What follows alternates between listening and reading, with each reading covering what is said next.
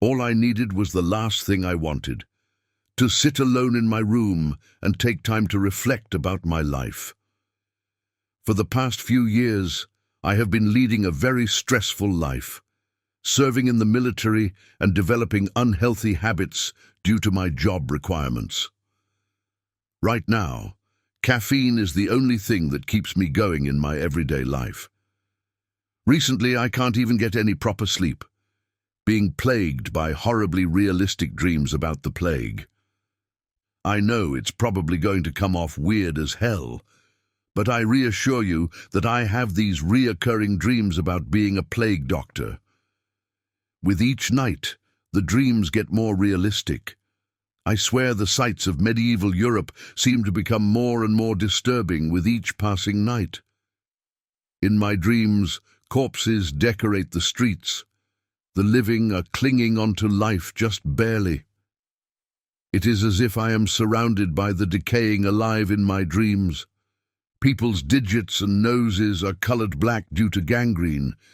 They carry around swollen lymph nodes under their arms.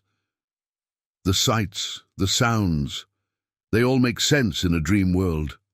But the smell, I can wholeheartedly say I can most definitely tell apart the sweet herbal scents in my dream plague mask from the ones of decay in the world that surrounds my dream self.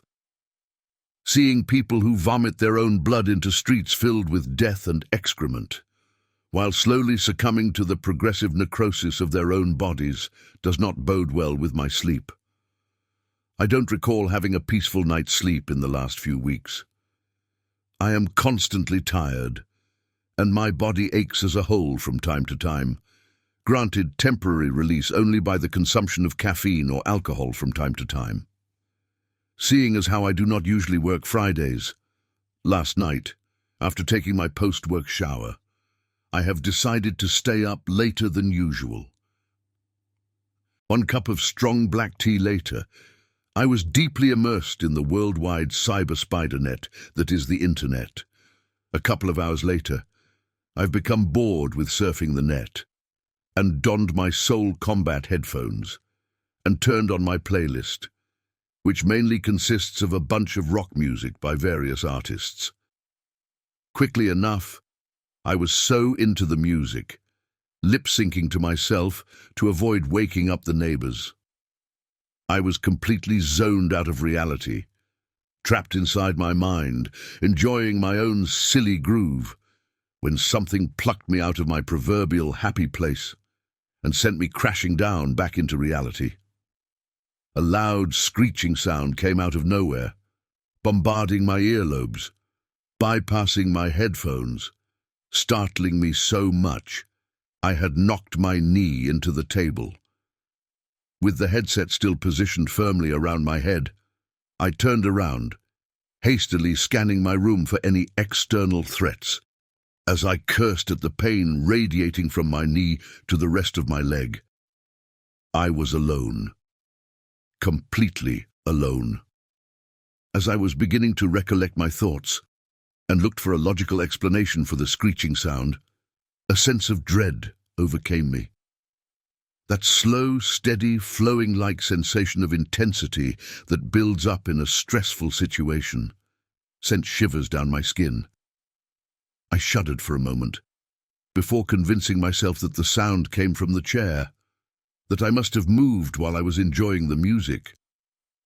At that moment, Space Dementia by Muse was playing in my headset, and once I made myself comfortable in my seat once more, I came to notice how the stress had heightened my senses. The sounds became clearer, more refined, and my dark room, well, while it did not seem to be any less dark, the details were clearer to me. That's when I saw something tiny move in the corner of my eye. Reflexively, I turned my head in the direction of the object, and there was nothing. Yet again, I found myself alone in my room. I was completely alone. At this point, my heart had begun racing for seemingly no good reason. I took a good glance around the room, Still nothing. Deciding I just needed to chill out, I put my music on pause and headed to the kitchen to grab a cup of cold, refreshing water. With my heart and mind still racing, on the verge of a panic attack, I drank a cup of water, and then another one. 3 being a lucky number, I filled myself a third cup of water to calm my nerves.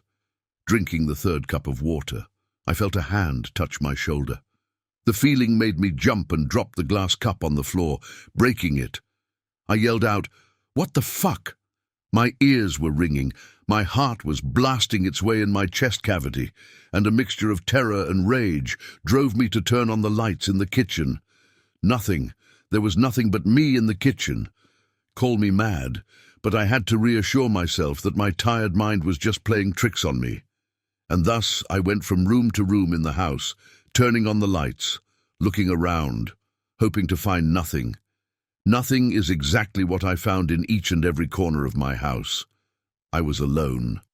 Turning off the lights in the living room rest, I was about to splash some cold water over myself to shake the possible tiredness away, at least for a bit, but once the lights went off, I saw a figure standing at the end of the room.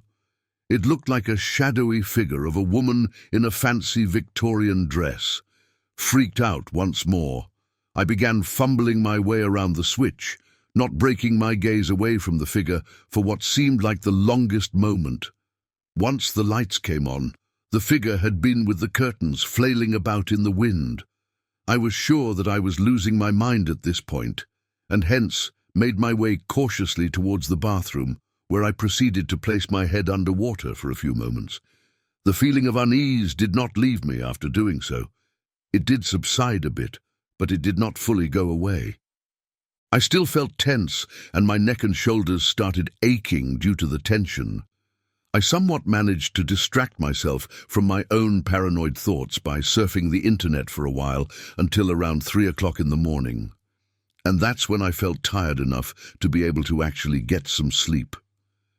After turning all of my technology off, I let myself fall onto my bed, and just as I closed my eyes, that feeling of a presence crept up on me again. I tried ignoring it for a few moments, but the dread only grew stronger, forcing me to open my eyes and scan my room, only to find once more nothing but nothing. I closed my eyes and got a few moments of peace, only for that feeling of something, just something being near me, to hit me once again. I shot my eyes open, and nothing was there still. The feeling of dread went away as soon as I looked around the room. I tried falling asleep again, but the vicious cycle of my paranoia-induced insomnia wouldn't let me fall asleep for an hour or so, after which I broke down and began weeping. I'm not ashamed to admit it, but I was crying myself to sleep over the fact that my mind was messing with itself and my overall exhaustion. Finally, after God knows how long, I felt myself drift asleep when the hypnic jerk came about, jolting me wide awake. My eyes shot open to the sight of a mangled old man's face, almost zombie-like, staring at... No, not staring at me. It felt like it was staring straight through me. I jumped out of my bed screaming and fell onto the floor. Turns out that the face was nothing but a pile of clothes and objects on a chair next to my bed. Knowing that my body was way too high on adrenaline, and fueled by my own almost delirious paranoia, I ran to my closet and pulled out a baseball bat, swinging and cursing at the air as if there was some sort of demonic intruder in my space. I knew I was completely alone in my room, but I still did that.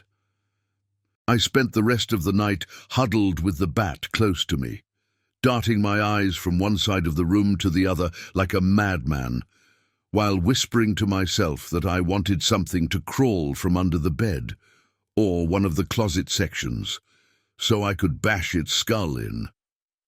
I did not want to lose my sanity, even though I am pretty sure that last night I lost my sanity, at least temporarily. Sunrise made me ease up.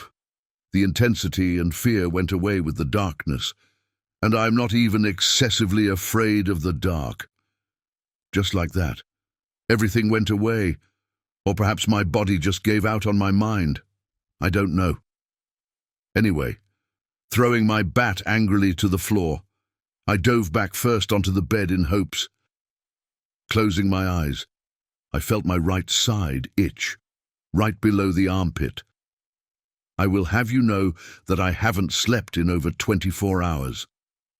I had scratched the itch away, but by doing so, I found a tiny black lump under my arm where a birthmark used to be.